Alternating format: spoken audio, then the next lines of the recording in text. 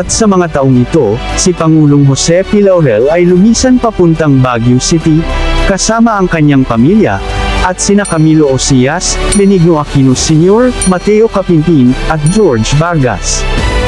Matapos bumagsak ang Baguio, lumisan naman sila papuntang Tuguegarao, hanggang sa ihatid sila ng isang eroplanong pandigma, sa bansang Japan. At noong ika-17 ng Agosto 1945, matapos ang pagsuko ng bansang Japan, nagdeklara si Pangulong Jose P. Laurel, sa ilalim ng Executive Proclamation, ng pagtatapos ng kanyang pamumuno sa bansang Pilipinas. Ang deklarasyon na ito ay naganap mula sa isang hotel sa Nara, Japan. Matapos ang digmaan sa pagsuko ng mga Hapon, siya ay pinadakip ni General Douglas MacArthur, noong ika-2 ng Setyembre 1945.